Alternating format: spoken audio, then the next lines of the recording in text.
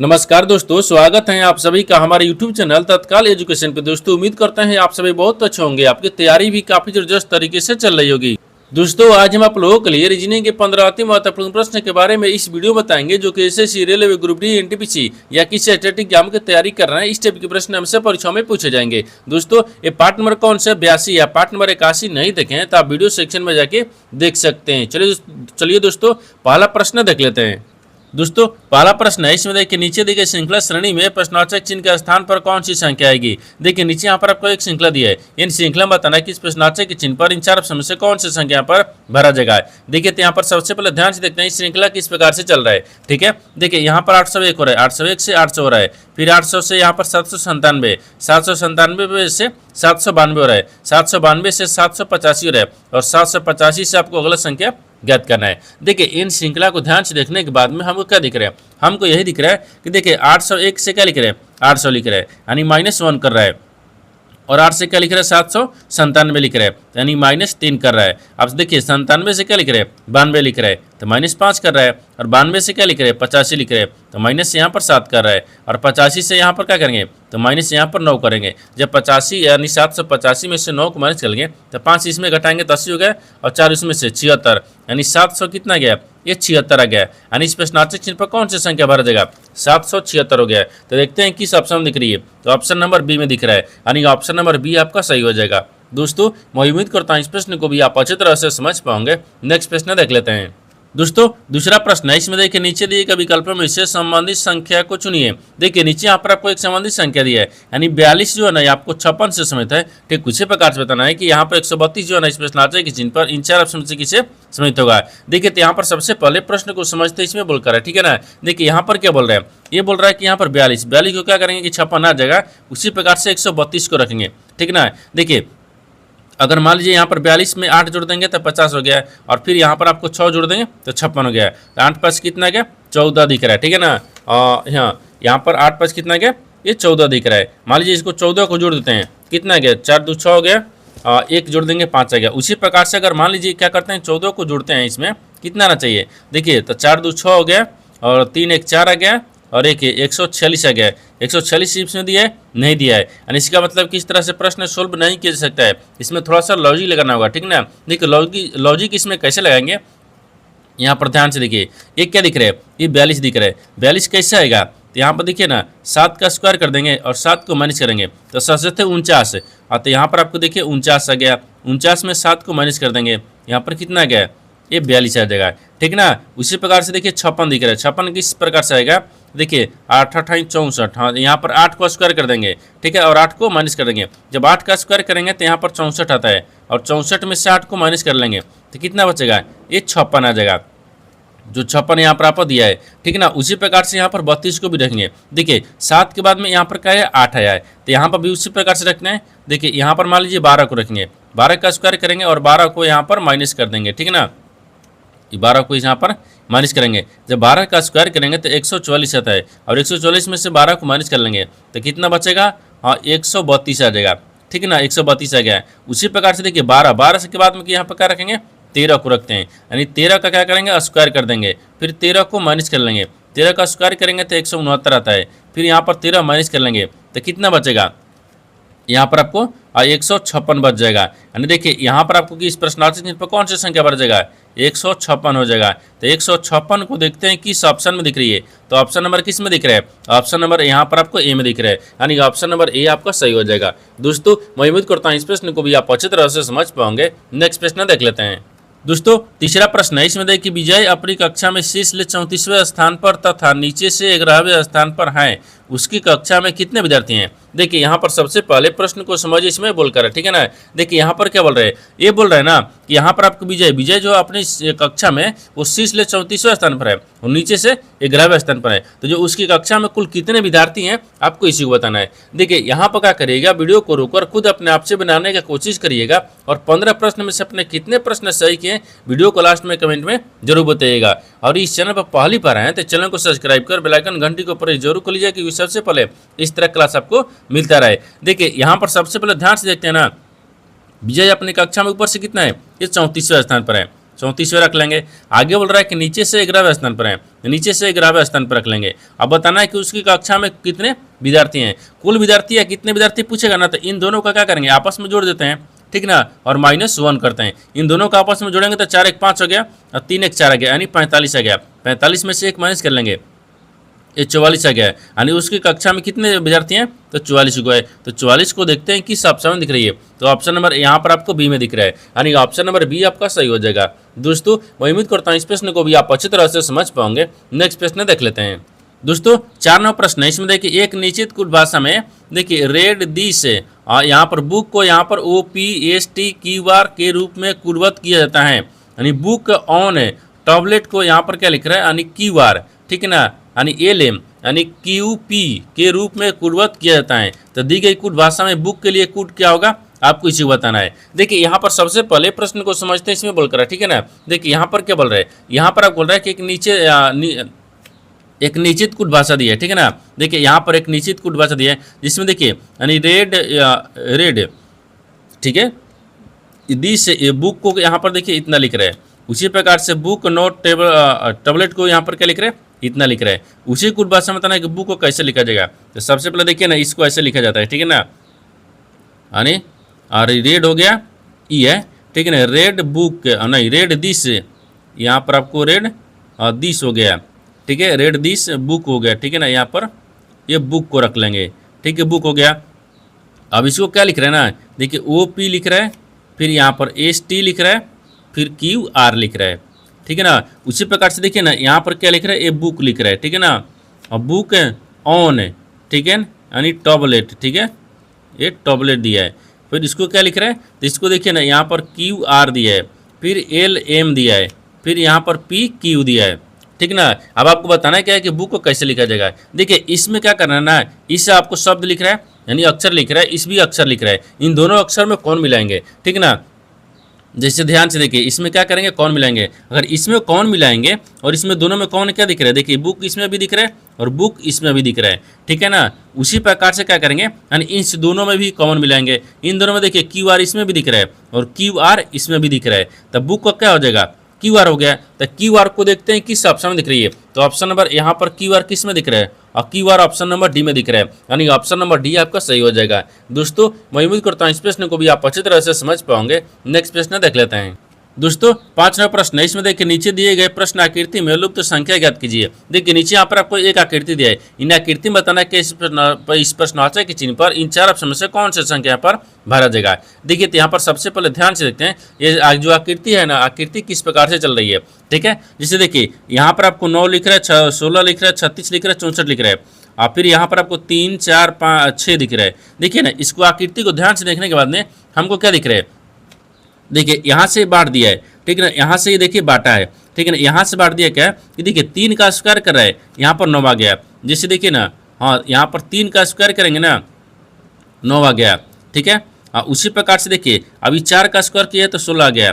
देखिए 4 का स्क्वायर करेंगे तो 16 आ गया, ठीक है ना, ठीक है। अब उसी प्रकार से देखिए ना क्या दिख रहा है, ये 6 दिख रहा है, 6 का स्क्वायर करेंगे तो देखिए 36 आ गया, यानी 6 का स्क्वायर करेंगे तो 36 आ गया, ठीक है ना। उसी प्रकार से देखिए 6 के बाद फिर यहाँ पर क्या रखते हैं, 8 को रखते हैं, तभी ना 64 हो गया, यानी 8 का स्क्वायर करेंगे तो कितना आ गया, ये 64 आ गया है। यानी इसका मतलब कि यहाँ पर 8 हो जाएगा, यानी इस प्रश्न इन पर कौन सा संख्या भर जाएगा, 8 हो गया। तो 8 को देखते हैं किस ऑप्शन में दिख रही है, तो ऑप्शन नंबर यहाँ पर आपको डी में दिख रहा है, यानी ऑप्शन नंबर डी आपका सही हो जाएगा। दोस्तों मैं उम्मीद करता हूँ इस प्रश्न को भी आप अच्छी तरह से समझ पाओगे। नेक्स्ट प्रश्न देख लेते हैं।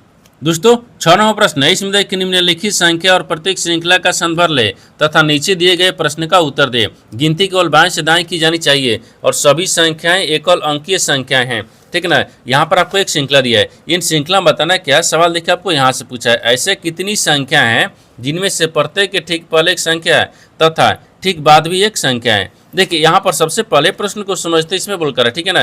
देखिए यहाँ पर क्या बोल रहे हैं, ये बोल रहा है कि निम्नलिखित संख्या और प्रत्येक श्रृंखला का संदर्भ ले, ठीक है ना, और नीचे दिए गए प्रश्न का उत्तर दे और गिनती बाएं से दाएं केवल की जानी चाहिए। अब बोल रहा है कि सभी संख्या एकल अंकीय संख्या है, यानी इसका कहने का मतलब होगा कि यहाँ पर आपको एक श्रृंखला दिया है, इन श्रृंखला में आपको बताना है क्या है, सवाल देखिए यहाँ से पूछा है, यानी ऐसी कितनी संख्या है जिनमें से प्रत्येक के ठीक पहले एक संख्या तथा बाद भी एक संख्या है। तो देखिए ना सबसे पहले कर बोलता है कि ऐसे कितनी संख्या है, तो यहाँ पर संख्या को रखेंगे, ठीक है, संख्या हो गया, ये संख्या हो गया। ऐसे कितनी संख्या है जिनमें से प्रत्येक के ठीक पहले एक संख्या है, जिनमें से पहले भी क्या दिख रहा है, एक संख्या दिख रहा है, बाद में भी तथा बाद भी क्या दिख रहा है, ठीक बाद भी एक संख्या है, यानी संख्या है, ठीक है ना। यानी इसका कहने का मतलब है कि इन श्रृंखला में बताना है कैसे कितने संख्या है जिनके पहले भी संख्या होना चाहिए, जिसके बाद भी संख्या होना चाहिए, ठीक है ना। तो मानते हैं यहाँ पर संख्या रखेंगे, संख्या के पहले संख्या दिख रहा है लेकिन बाद में संख्या दिख रहा है, नहीं दिख रहा है, ये नहीं होगा। अगर मान लेते हैं क्या रखते हैं और 9 को रखेंगे, उसके पहले भी संख्या दिख रहा है लेकिन बाद में संख्या नहीं दिख रहा है, यानी ये भी नहीं हो रहा है। तो यहाँ पर देखिए ना 3 दिख रहा है, 3 के पहले भी क्या है एक संख्या, 3 के बाद भी संख्या दिख रहा है, एक हो गया, ठीक है ना। उसके बाद में देखिए और कहीं दिख रहा है 8 दिख रहा है, हाँ देखिए 8 के पहले भी संख्या, 8 के बाद भी संख्या, 2 दिख गया है, ठीक है ना, यानी 2 दिख रहा है। और इसमें कौन दिख रहा है, नहीं दिख रहा है, यानी 2 ऐसी संख्या है जिसके पहले भी संख्या है, जिसके बाद भी संख्या है। तो 2 को देखते हैं किस ऑप्शन में दिख रही है, तो ऑप्शन नंबर ए में दिख रहा है, यानी ऑप्शन नंबर ए आपका सही हो जाएगा। दोस्तों मैं उम्मीद करता हूँ इस प्रश्न को भी आप अच्छी तरह से समझ पाओगे। नेक्स्ट प्रश्न देख लेते हैं। दोस्तों 7वां प्रश्न है, इसमें देखिए नीचे दिए गए विकल्पों में से संबंधित शब्द को चुनिए। देखिए नीचे यहाँ पर आपको एक संबंधित शब्द दिया है, यानी पाउंड जो है ना आपको वेन से समझता है, उसी प्रकार से बताना है कि पोलो जो है ना इस प्रश्नार्थक चिन्ह पर इन 4 ऑप्शन से किसे सही होगा, किससे संबंधित होगा, ठीक है ना। देखिए यहाँ पर सबसे पहले प्रश्न को समझते इसमें बोल कर है, ठीक है ना। देखिए यहाँ पर क्या बोल रहा है, ये बोल रहा है कि पाउंड, पाउंड जो है ना आपको वेन से कैसे समझते हैं, उसी प्रकार से पोलो को रखेंगे, ठीक है ना। देखिए पाउंड और वेन दोनों मुद्राएं हैं, देखिए यहाँ पर पाउंड और दोनों, जैसे यहाँ पर देखिए ना इसको ऐसे लिखते हैं, देखिए पाउंड हो गया और वेन हो गया, इन दोनों क्या है, मुद्राएं हैं। और देखिए ऐसे लिखते हैं दोनों, ठीक है ना, दोनों मुद्राएं, ठीक है ना, मुद्राएं, ठीक है, ये मुद्राएं हैं। देखिए पाउंड वेन इन दोनों क्या है, मुद्रा हैं। उसी प्रकार से पोलो, और यहाँ पर कौन से शब्द रखेंगे जो दोनों एक समान होना चाहिए। देखिए हॉकी दिख रहा है, खेल हो गया क्योंकि पोलो खेल है, हॉकी भी खेल है। सो घोड़ा होगा, नहीं होगा, यानी सवारी होगा, नहीं होगा, छड़ी होगा, नहीं होगा। यहाँ पर क्या रखेंगे, यहाँ पर आपको हॉकी रख लेंगे, ठीक है ना, हॉकी हो गया है। देखिए तो ये दोनों क्या दिख रहा है, इन दोनों आपको खेल है, क्या है यहाँ पर आपको खेल है, ठीक है ना, खेल है, इन दोनों क्या है, मान लीजिए दोनों खेल हो गया। देखिए जिस प्रकार से यहाँ पर पाउंड और वेन ये दोनों क्या है, मुद्रा हैं, उसी प्रकार से पोलो और खेल यहाँ सॉरी पोलो और हॉकी जो है ना इन दोनों क्या है, एक खेल है, ठीक है ना। तो यहाँ पर हॉकी हो जाएगा। तो हॉकी को देखते हैं किस ऑप्शन दिख रही है, तो ऑप्शन नंबर यहाँ पर आपको ए में दिख रहा है, यानी ऑप्शन नंबर ए आपका सही हो जाएगा। दोस्तों मैं उम्मीद करता हूँ इस प्रश्न को भी आप अच्छी तरह से समझ पाओगे। नेक्स्ट प्रश्न देख लेते हैं। दोस्तों 8वां प्रश्न है, इसमें देखिए MNOP यानी Y J और Z एक ही इमारत के 6 अलग अलग तले पर रहते हैं। इमारत के सबसे निचले तले का क्रम से 1 है, सबसे ऊपरी तले का क्रम से 2 है, सॉरी यहाँ पर बोल रहा है कि उसके ऊपर वाले, ठीक है ना, 2 है, और इस प्रकार सबसे ऊपरी तले का क्रम से 6 है। तो बोल रहा है कि N के ऊपर केवल M रहता है, Z N के ठीक नीचे रहता है, यानी O के नीचे केवल P रहता है, तल का क्रम से 3 कौन सा मान रहता है। देखिए यहाँ पर सबसे पहले ना प्रश्न को समझते इसमें बोल कर है, ठीक है ना। देखिए यहाँ पर क्या बोल रहा है, ये बोल रहा है कि MNOPQ सॉरी यहाँ पर P Y और Z एक ही इमारत के 6 अलग अलग तले पर रहते हैं। देखिए ना यहाँ पर आपको 1 से 6 तक तले पर रख दिए हैं, ठीक है ना, 1 से 6 तक तले पर रख दिए हैं। आगे बोल रहा है कि देखिए 1 से लेके बोल रखा है, यानी 1 से लेके 6 तक तले पर रहते हैं, ठीक है ना। बोल रहा है ना कि हमारे तले 6 अलग अलग तले पर रखते हैं, 6 तले पर रख दिए। आगे देखिए आगे बोल रहा है कि इमारत में और सबसे निचले तले का क्रम से 1 है, तो सबसे निचला तल क्या दिख रहा है, 1 दिख रहा है, ये ठीक है। देखिए ना इसको ऊपर में रखते हैं, ठीक है ना, ये ऊपर हो गया ना, ऊपर लिख दिए, ठीक है, ऊपर हो गया, ठीक है, ये ऊपर दिख रहा है, ये क्या हो जाएगा, ये नीचे दिखेगा, ठीक है, ये नीचे हो गया। तो निचले तले पर 1 हो गया, निचले तले पर 1 दिख रहा है। बोल रहा है कि उसके ऊपर वाले तले का क्रम से 2 है, उसके ऊपर वाले के तले का क्रम से क्या हो गया, 2 हो गया, ठीक ना। आगे बोल रहा है कि और उसी प्रकार से सबसे ऊपरी तले का क्रम से 6 है, तो सबसे ऊपरी तले का क्रम से क्या हो गया, 6 हो गया, ठीक है। आगे बोल रहा है कि N के ऊपर केवल M रहता है, लेकिन N के ऊपर M रहता है, तो यहाँ पर देखिए ना N रखेंगे, N के ऊपर कौन है, M है, यहाँ पर M हो गया, यहाँ भी ठीक है। आगे देखिए आगे बोल रहा है कि Z N के ठीक नीचे रहता है, लेकिन Z है ना Z वो N के नीचे रहता है, तो N यहाँ है, N के नीचे कौन हो गया, ये Z हो गया, Z रहता है। आगे बोल रहा है कि O के नीचे केवल P रहता है, यानी O के नीचे P रहता है, तो मानते हैं O को यहाँ पर रखेंगे, इसके नीचे क्या हो गया, पी हो गया। ठीक है, तो बोल रहा है कि तल है, यानी तल क्रमशः 3 पर कौन रहता है, यानी तल जो क्रमशः 3 है ना उस पर कौन रहता है। तो यहाँ पर आपको क्या हो गया, वाई हो गया, क्योंकि यहाँ पर सब तो लिख लिए थे, वाई बाकी था तो वाई रहता है, यानी 3 तले पर कौन रहता है, तो वाई रहता है। तो वाई को देखते हैं किस ऑप्शन में दिख रही है, तो ऑप्शन नंबर यहाँ पर आपको सी में दिख रहा है, यानी ऑप्शन नंबर सी आपका सही हो जाएगा। दोस्तों मैं उम्मीद करता हूँ इस प्रश्न को भी आप अच्छी तरह से समझ पाओगे। नेक्स्ट प्रश्न देख लेते हैं। दोस्तों 9 नंबर प्रश्न है, इसमें देखिए उस वेन आरेख का चयन करें जो दिए गए वर्गों के बीच संबंध को सर्वोत्तम रूप से दर्शाता है। देखिए नीचे यहाँ पर आपको 3 शब्द दिया है, इन तीनों शब्द को जो है कि आपस में कैसे समझित है और इन 4 वेन डायग्राम में से कौन सा वेन डायग्राम बनेगा।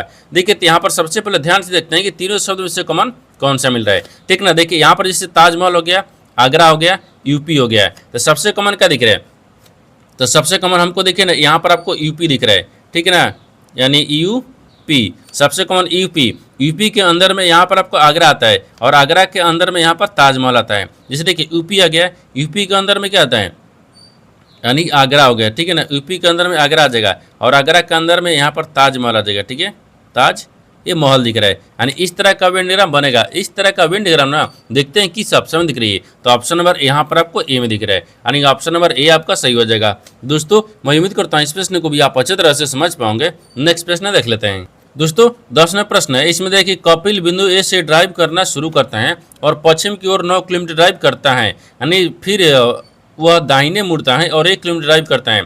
ठीक है ना, फिर दाहिने मुड़ता है तो 5 किलोमीटर ड्राइव करता है, फिर बाएं मुड़कर 3 किलोमीटर ड्राइव करता है, यानी फिर वह बाएं मुड़ता है तो 5 किलोमीटर ड्राइव करता है, फिर वह वह दाएं मुड़ता है तो 8 किलोमीटर ड्राइव करता है, वो अंत में दाहिने मुड़ता है और 9 किलोमीटर ड्राइव करके बिंदु पी पर रुक जाता है। तो बिंदु ए पर उसे पहुंचने के लिए उसे कितनी दूरी और किस दिशा में ड्राइव करना चाहिए। देखिए यहाँ पर सबसे पहले प्रश्न को समझिए, इसमें बोलकर ठीक है ना। देखिए इस तरह के जो सवाल है ना वो आपको रेलवे में ना, रेलवे के किसी भी एग्जाम में आपको कम से कम 2 सवाल पूछ रहा है, हर एक शिफ्ट में 2 सवाल पूछ रहा है। क्योंकि देखिए रेलवे में जैसे ग्रुप डी हो गया, एनटीपीसी, एएलपी, टेक्नीशियन, जेई, यानी सब में पूछ रहा है। ठीक ना, तो इसको आपको जो क्या दिया है, दिशा से समेत आपको प्रश्न जो दे रहा है ना, आपको इसी सवाल से पूछ रहा है। ठीक है ना, आपको क्या करना है, इसको बनाने के लिए सबसे क्या करेंगे, एक डायग्राम को बनाएंगे। जैसे देखिए ये पूर्व होता है, यहाँ पर पश्चिम होता है, ऊपर में उत्तर होता है, नीचे दक्षिण होता है। देखिए अब इसको क्या बोल रहा है कि कपिल बिंदु ए से ड्राइव करना शुरू करता है और पश्चिम की ओर 9 किलोमीटर ड्राइव करता है। तो सबसे पहले मान लीजिए यहाँ पर 1 रखते हैं। ठीक है, यहाँ से शुरू करता है किधर, पश्चिम की तरफ। ठीक है ना, पश्चिम की तरफ चलता है। ठीक है, पश्चिम की तरफ ए बी, हाँ ठीक है, थोड़ा सा क्या करते हैं ना, इसको नीचे रखते हैं। ठीक है ना, मानते हैं यहाँ पर रख लेंगे, तो जब यहाँ पर रखेंगे तो यहाँ पर ए हो गया। ठीक है ना, इधर से क्या चलता है, पश्चिम की तरफ चल रहा है, कितना चल रहा है, 9 किलोमीटर चल रहा है। ठीक है, आगे बोल रहा है कि फिर वह दाएं मुड़ता है और 1 किलोमीटर चलता है, फिर दाहिने मुड़ता है, दाहिने मुड़ गया वो 1 किलोमीटर चलता है। ठीक है ना, फिर वह दाहिने मुड़ता है और 5 किलोमीटर ड्राइव करता है, फिर दाहिने मुड़ते हैं तो 5 किलोमीटर ड्राइव करता है। ठीक है, 5 किलोमीटर हो गया है, यानी फिर वह बाएं मुड़ता है और 3 किलोमीटर ड्राइव करता है, यानी बाएं मुड़ता है और 3 किलोमीटर, जब बाएं मुड़ेगा तो इधर आ जाएगा, ये 3 किलोमीटर चल रहा है। ठीक है, 3 किलोमीटर हो गया है, फिर वह बाएं मुड़ता है और 5 किलोमीटर ड्राइव करता है, फिर बाएं मुड़ता है, तो बाएं मुड़ता है तो इधर आएंगे, ये 5 किलोमीटर ड्राइव करता है। ठीक ना, ये 5 किलोमीटर हो गया, ये 5 किलोमीटर हो गया। अब आगे देखिए, आगे बोल रहा है कि फिर वह दाहिने मुड़ता है और 8 किलोमीटर ड्राइव करता है, फिर दाहिने मुड़ता है तो 8 किलोमीटर ड्राइव कर लेता है। ठीक है, 8 किलोमीटर हो गया। आगे बोल रहा है अंत में वह दाहिने मुड़ता है और 9 किलोमीटर ड्राइव करके बिंदु पी पर रुक जाता है, यानी अंत में दाहिने मुड़ता है, ये 9 किलोमीटर चलता है और बिंदु पी पर रुक जाता है। ठीक है ना, तो बोल रहा है कि बिंदु ए पर ए तक पहुंचने के लिए उसे कितनी दूरी और किस दिशा में ड्राइव करना चाहिए। देखिए यानी इसका कहने का मतलब है कि देखिए यानी पी से ए पर आने के लिए ना उससे कितनी दूरी और किस दिशा में ड्राइव करना चाहिए। देखिए तो यहाँ पर आपको पी दिख रहा है, यानी पी से ए पर आने के लिए उसे किस दिशा में चल रहा है, तो नीचे की तरफ चल रहा है। तो नीचे देखिए ना कौन सा दिशा दिख रहा है, ये दक्षिण दिख रहा है। तो देखिए कि चारों ऑप्शन में से कौन सा आपको दक्षिण ऑप्शन में दिया है, तो उसको रखेंगे। देखिए इसमें काट दिए, इसमें काट दीजिए, यानी 2 ऑप्शन में दिया है। ठीक है, अब देखिए अब इसको बोल रहा है कि कितने किलोमीटर में। देखिए ना यहाँ पर आपको क्या दिख रहा है, 1 किलोमीटर, एक क्या दिख रहा है 3 किलोमीटर, एक क्या दिख रहा है 8 किलोमीटर। देखिए यानी 8 और प्लस 4 को रख लेते हैं, क्योंकि 3 1 4 हो गया, तो 8 4 कितना होता है 12 होता है, यानी 12 किलोमीटर किधर हो गया, ये दक्षिण की तरफ हो जाएगा। ठीक है ना, तो 12 किलोमीटर हो गया, तो 12 किलोमीटर दक्षिण की तरफ ऑप्शन नंबर ए में दिया है, यानी ऑप्शन नंबर ए आपका सही हो जाएगा। दोस्तों मैं उम्मीद करता हूँ इस प्रश्न को भी आप अच्छी तरह से समझ पाओगे। नेक्स्ट प्रश्न देख लेते हैं। दोस्तों 11वां प्रश्न है, इसमें देखिए यदि प्लस और माइनस को परस्पर बदल दिया जाए तथा गुना और भागा को परस्पर बदल दिया जाए तो निम्नलिखित समीकरण में प्रश्न चिन्ह के स्थान पर क्या आएगा। देखिए यहाँ पर सबसे पहले प्रश्न को समझते हैं, इसमें बोलकर है, ठीक है ना। यहाँ पर बोल रहा है कि एक समीकरण दिया है, इन समीकरणों को सही बनाने के लिए इन दो चिन्ह को आपस में बदलना होगा, बदलने के बाद में समीकरणों को सही बनाएंगे। देखिए जो आपको रेलवे का सवाल है ना, ये भी आपको सवाल उसी प्रकार से पूछ रहा है, कम से कम 2 शिफ्ट में, यानी एक शिफ्ट में 2 सवाल पूछ रहा है, ठीक ना। देखिए अब इसको बनाना कैसे है, देखिए इसको क्या करेंगे कि पहले समीकरण हो गया, समीकरण बोल रहा है कि प्लस और माइनस को परस्पर बदल देते हैं, तो प्लस के जगह पर क्या रखते हैं, माइनस को, और माइनस के जगह पर क्या रखते हैं, प्लस को रखते हैं, ठीक है। आगे बोल रहा है कि यहाँ पर गुना और भागा को परस्पर बदल दिया जाए, तो गुना के जगह पर भागा रखेंगे और भागा के जगह पर गुना रखेंगे, चिन्ह बदल दिए। अब समीकरण को सोल्व करेंगे। देखिए ये 87 हो गया, भागा कितना दिख रहा है, 3 दिख रहा है, और फिर गुना कितना दिख रहा है, 4 दिख रहा है, फिर माइनस 12 दिख रहा है, फिर प्लस में 30 दिख रहा है, फिर यहाँ पर प्रश्नार्थक चिन्ह हो गया। देखिए ना, और 3 दूना किसको करते हैं, 6, 3 दूना के 6 हो गया, तो 2 बचा, 9 3 27, यानी 29 आ गया, ठीक है ना। 29 मिनट में काट दिए, तो यहाँ पर आपको देखिए ना 29 हो गया, और गुने 4 दिख रहा है, फिर यहाँ पर माइनस 12 हो गया, फिर प्लस में 30 हो गया, फिर प्रश्नार्थक चिन्ह हो गया। अब इसको अगर गुना करेंगे, ठीक ना, इन दोनों को अगर गुना करेंगे तो कितना आ जाएगा, 116 आ जाएगा, ठीक है। 116 में ना फिर माइनस 12, हाँ यहाँ पर 12 को रखते हैं, फिर प्लस में 30 रखते हैं, 116 और माइनस प्रश्नार्थक। देखिए 116 में क्या करते हैं, 30 को प्लस कर लेंगे, तो 130 में 16 को जब नहीं 116 में 30 को जोड़ेंगे तो कितना आ जाएगा, और यहाँ पर आपको 146 आ गया, 146 में यहाँ पर 12 को माइनस कर लेंगे तो बचेगा कितना, यानी 134 बचेगा। तो इस प्रश्नार्थक चिन्ह पर कौन सा संख्या बढ़ जाएगा, 134 हो गया। तो 134 को देखते हैं किस ऑप्शन में दिख रही है, तो ऑप्शन नंबर किस में दिख रहा है, यानी ऑप्शन नंबर बी में दिख रहा है, यानी ऑप्शन नंबर बी आपका सही हो जाएगा। दोस्तों मैं उम्मीद करता हूँ इस प्रश्न को भी आप अच्छी तरह से समझ पाओगे। नेक्स्ट प्रश्न देख लेते हैं। दोस्तों 12 नंबर प्रश्न है, इसमें देखिए कि WR21 एक निश्चित तरीके से ZS6 से समित है, उसी तरह जी भी जो है ना 11 यानी JW-4 से समित है, समान तर्क का पालन करते हुए, ठीक है, दिए गए विकल्पों में से यानी उसे UE5 से यानी 5 लेख किसी से समित होगा। देखिए यहाँ पर सबसे पहले प्रश्न को समझते हैं, इसमें बोल कर, ठीक है ना। देखिए यहाँ पर क्या बोल रहा है, ये बोल रहा है ना कि यहाँ पर आपको और WR जो है ना 21 यहाँ पर आपको ZS6 से समित है ना, उसी प्रकार से बताना है कि देखिए यानी जी भी जो है ना 11 यहाँ पर आपको JW-4 से समित है, ठीक है। उसी पर समान तर्क रखते हुए बताना है कि इसको किसी से संबंधित होगा। देखिए तो यहाँ पर सबसे पहले रखते हैं कि W जो R है ना वो 21 ले कैसे समित है, किसी से, यहाँ पर आपको Z और S और यहाँ पर 6 से समित है। फिर यहाँ पर बोल रहा है कि देखिए जी भी 11 इन किसी से समित होगा, तो देखिए ना यहाँ पर आपको क्या दिख रहा है, जे दिख रहा है, W दिख रहा है और -4 दिख रहा है। उसी प्रकार से बताना है क्या है कि U E और 5 जो है ना इससे यानी इन किसी से समित होगा। तो सबसे पहले इसमें ध्यान से देखते हैं एक कैसे दिख रहा है, ठीक है ना, एक कैसे चल रहा है। देखिए W से क्या लिख रहा है, Z लिख रहा है, और ठीक ना R से क्या लिख रहा है, S लिख रहा है, और 21 से क्या लिख रहा है, 6 लिख रहा है। देखिए अगर मान लीजिए W हो गया, W में अगर 3 को जोड़ देंगे ना, W में जब 3 को जोड़ देंगे तो Z आ जाएगा, और यहाँ पर देखिए R में क्या करेंगे, 1 को जोड़ देंगे, S आ गया। 21 ले क्या लिख रहे हैं, 6 लिख रहा है, यानी 21 में क्या करते हैं 15 को माइनस कर लेंगे, जब 21 में 15 को माइनस करेंगे तो 6 बचेगा, ठीक ना। उसी प्रकार से G से क्या लिख रहे हैं, J लिख रहे हैं, तो इसमें भी क्या करते हैं 3 को जोड़ देंगे, तो G में जब 3 को जोड़ देंगे J आ जाएगा। और V से क्या लिख रहे हैं, W लिख रहे हैं, तो V में क्या करते हैं 1 को जोड़ देंगे, W हो गया। और 11 से क्या लिख रहे हैं, -4 लिख रहे हैं, यानी इसमें क्या करते हैं 15 को जोड़ देंगे, यानी 11 में जब 15 नहीं 11 15, हाँ देखिए जब ये 15 हो गया, 15 में से 11 को माइनस करेंगे तो -4 आ जाएगा, ठीक ना। आगे देखिए आगे उसी प्रकार से इसको भी रखेंगे। इसमें क्या करते हैं 3 को जोड़ते हैं, यू में जब 3 को जोड़ देंगे ना, यहाँ पर x आ गया, ई में क्या करते हैं यहाँ पर 1 को जोड़ेंगे, तो ई के बाद में क्या आता है एफ आता है,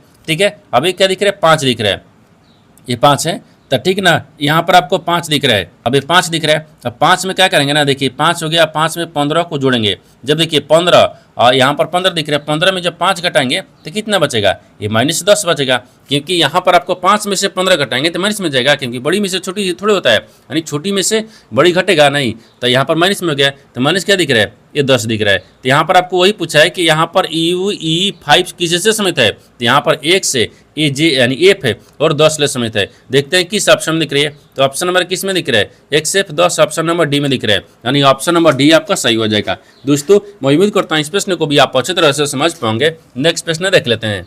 दोस्तों 13 नंबर प्रश्न है, इसमें देखिए एक वस्तु को 112 में बेचने पर एक वस्तु को 20% की हानि होती है, तो 50% लाभ कमाने के लिए उसे वस्तु को किस कीमत में बेचना चाहिए। देखिए यहाँ पर सबसे पहले प्रश्न को समझिए, इसमें बोल कर है, ठीक है ना। देखिए यहाँ पर क्या बोल रहा है, बोल रहा है कि एक वस्तु का जो मूल्य है ना, मान लीजिए एक वस्तु है, एक वस्तु को 112 रुपये में बेचने पर वो 20% की हानि होती है। जब 112 रुपये में बेचेंगे तो 20% की हानि होती है। अगर 50% हमको लाभ कमाना होगा तो उस वस्तु को किस कीमत में बेचेंगे, ठीक है ना। तो सबसे पहले देखिए कितना का हानि हो रहा है, तो 20% हानि हो रहा है, 80 बचेगा।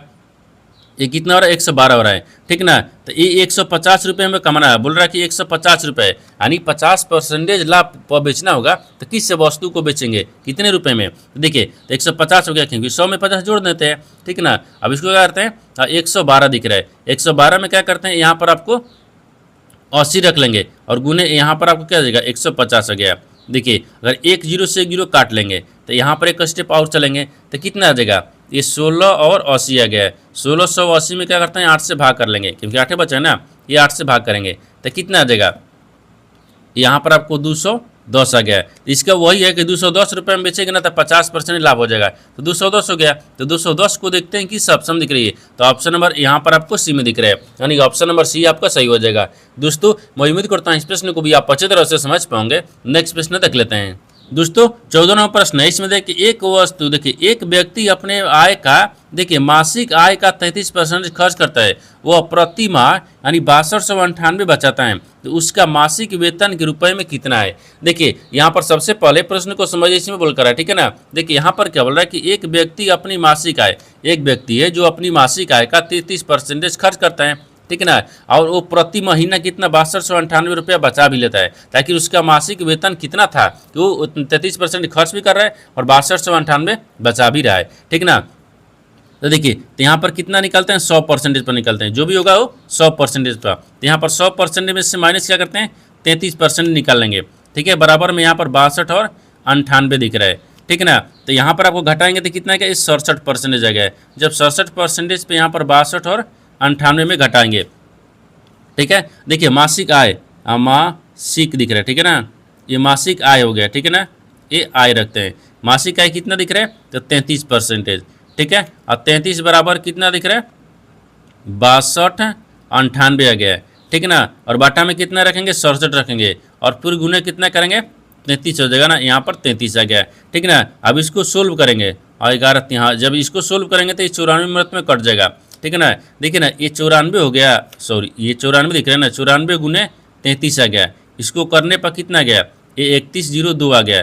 3102 कितना गया, यानी उसका मासिक वेतन था, यानी 3100 कितना, इसने 3102 आ गया है। तो 3102 को देखते हैं किस ऑप्शन में दिख रही है, तो ऑप्शन नंबर किस में दिख रहा है, ऑप्शन नंबर बी में दिख रहा है, यानी ऑप्शन नंबर बी आपका सही हो जाएगा। दोस्तों मैं उम्मीद करता हूँ इस प्रश्न को भी आप अच्छे तरह से समझ पाओगे। नेक्स्ट प्रश्न देख लेते हैं।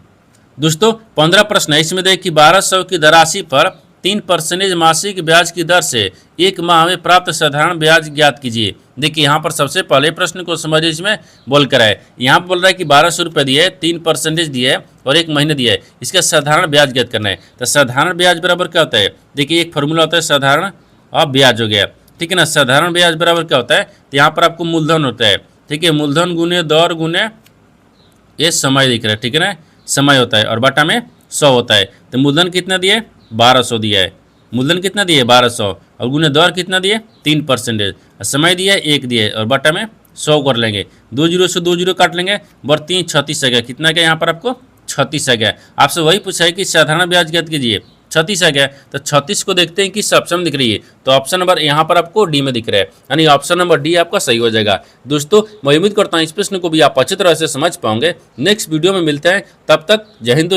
दोस्तों इस चैनल पर पहली बार आए तो चैनल को सब्सक्राइब कर बेल आइकन घंटी को प्रेस जरूर कर लीजिए, क्योंकि सबसे पहले इस तरह क्लास आपको मिलता रहे। और इन सारे प्रश्न का PDF आपको टेलीग्राम पर मिल जाएगा, जो कि इस वीडियो का डिस्क्रिप्शन में लिंक दिया गया है।